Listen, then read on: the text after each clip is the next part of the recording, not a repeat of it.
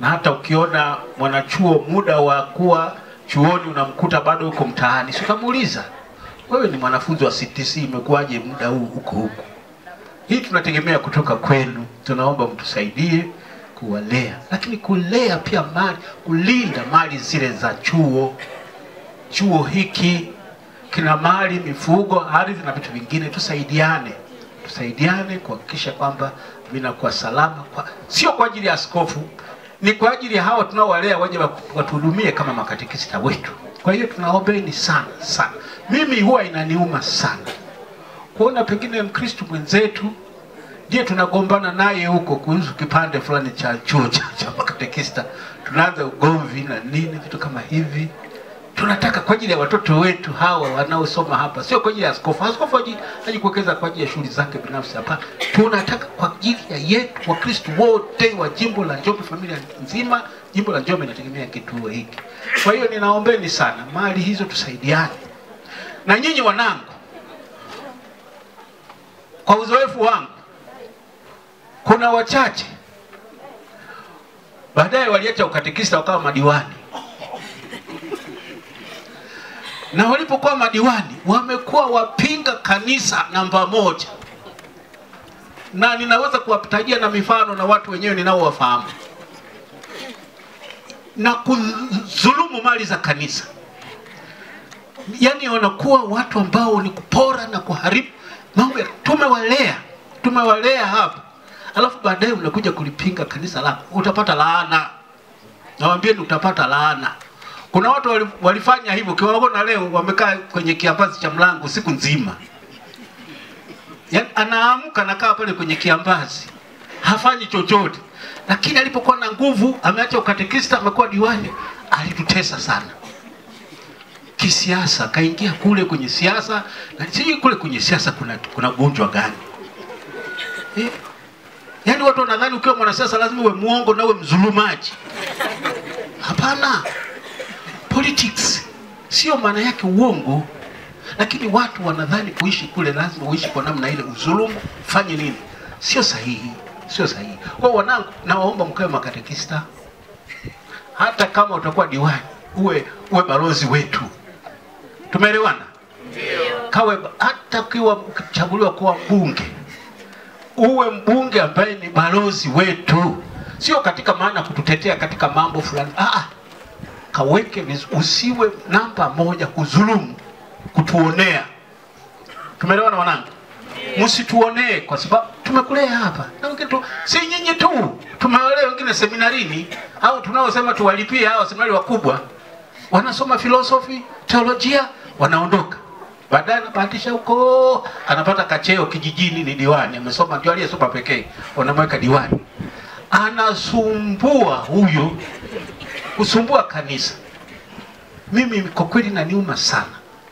Na huwa nasali nasema, Mungu umpe matatizo yote ila roho yake ipone. Mpe magonjwa yote ila roho yake ipone. Roho yake ipone kabisa, kwa sababu unawezaje kudhulumu mama yako aliyekulea? Kwa hivyo wanangu, siwazuii kwenda kwenye uwanja wa siasa. Lakini ukiwa katekista, ukiwa pale mbele, huwezi kuvaa vazi la chama chochote. Tumeelewana? Ndio. Kwa sababu mole kanisani wako wote wale ni abiria wako, sivyo? Kuna chama cha upinzani, kuna chama tawala na vitu vingine wako mle ndani.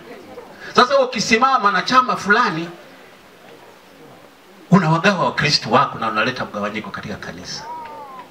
Kwa hiyo maana sisi tunahimiza awe padre, awe katekista akiwa katika majukumu yake ya ukatekista, awe mseminari, awe nani, haturuhusu, ni marufuku kuwa aligned katika chama fulani.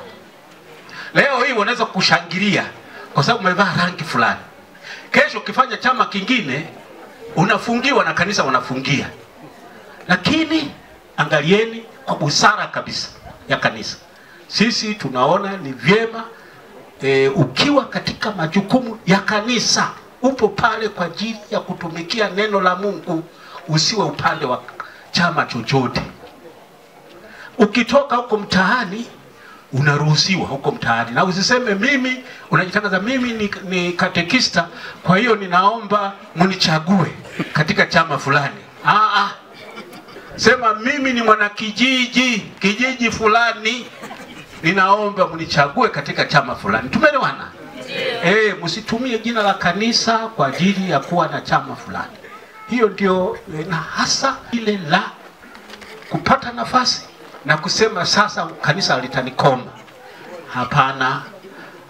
Utapata magonjwa yote, tutakuombea upate magonjwa yote, ila roho yako ndio ipone uende mbinguni baada ya kuteseka.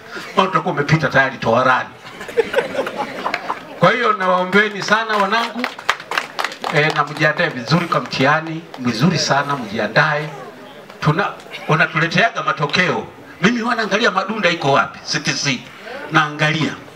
Wenzenu wa Ikando wameshaenda Dar es Salaam kuchukua cheti. Nyinyi hamtaki kupanda SGR. Mwaka huu, mkurugenzi, mwaka huu tupate kutoka CTC watakao kwenda pale TEC kuchukua zawadi. Kwa hiyo wanangu, tumeelewana na mkuu wa chuo. Mwaka huu tupate mpuli. Umesikia wanangu?